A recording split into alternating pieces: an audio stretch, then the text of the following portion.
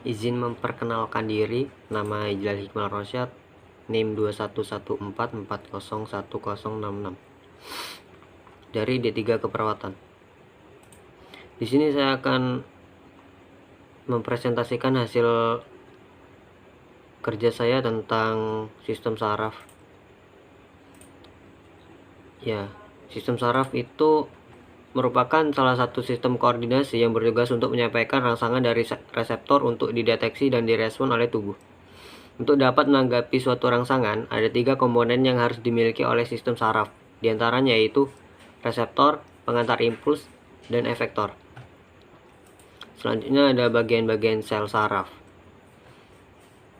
Di dalam bagian sel saraf terdapat dendrit, badan sel, nukleus, neurit atau akson, selubung mielin, nodus Ranvier, sel Schwann, sinapsis. Pengertian badan sel sendiri merupakan bagian yang paling besar dari sel saraf. Bagian sel berfungsi untuk menerima rangsangan dari dendrit dan meneruskannya ke akson. Selanjutnya ada pengertian dendrit. Dendrit merupakan serabut sel saraf yang pendek dan bercabang. Dendrit berfungsi untuk menerima dan mengantarkan rangsangan ke badan sel. Yang selanjutnya ada akson. Akson disebut juga dengan neurit, yang merupakan serabut sel saraf yang panjang yang merupakan perjuluran dari sitoplasma badan sel. Di dalam neurit atau akson terdapat selaput mielin, sel Schwann, dan nodus Ranvier. Yang selanjutnya ada sinapsis. Sinapsis adalah pertemuan antara ujung neurit atau akson di sel saraf satu dan ujung dendrit di sel saraf lainnya. Sel saraf sendiri terbagi menjadi 2, yaitu berdasarkan fungsi dan berdasarkan struktur. Yang pertama berdasarkan fungsi. Berdasarkan fungsi dibagi menjadi 3, yaitu neuron sensorik atau afferent. Yang kedua neuron motorik.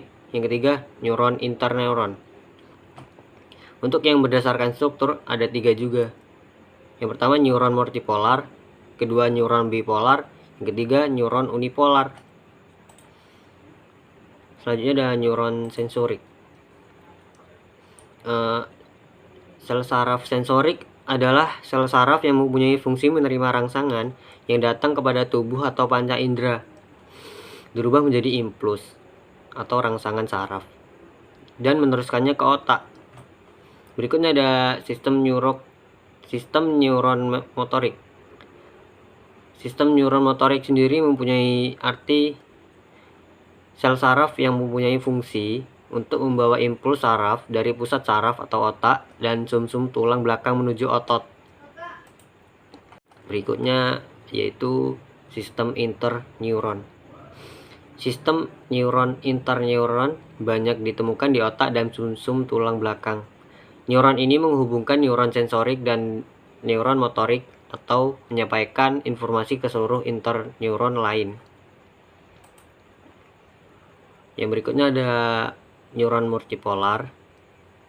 Neuron multipolar sendiri mempunyai arti sel saraf yang memiliki badan sel dengan banyak juluran dendrit dan 1 juluran akson.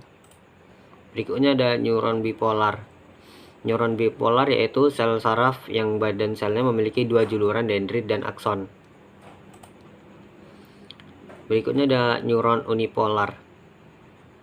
Neuron unipolar yaitu sel saraf yang hanya memiliki 1 juluran badan sel yang bercabang menjadi dendrit dan akson.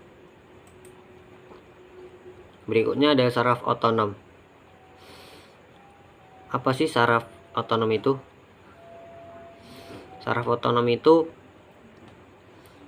sistem saraf yang bekerja tanpa diperintah oleh sistem saraf pusat dan terletak khusus pada sumsum tulang belakang.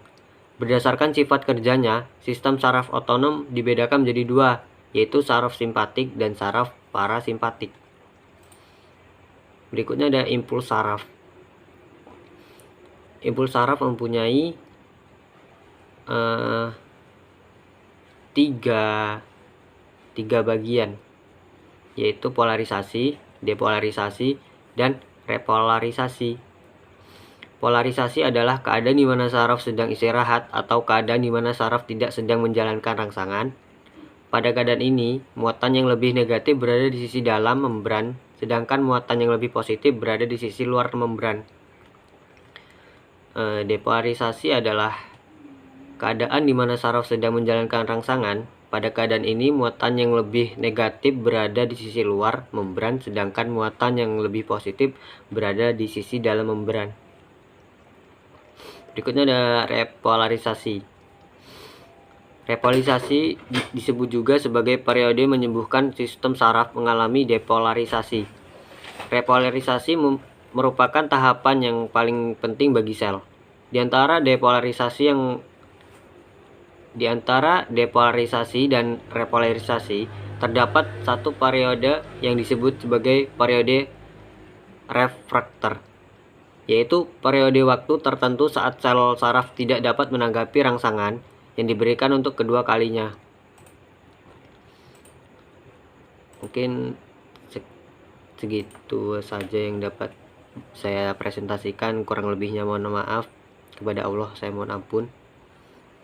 Billahi taufiq wal hidayah. Wassalamualaikum warahmatullahi wabarakatuh.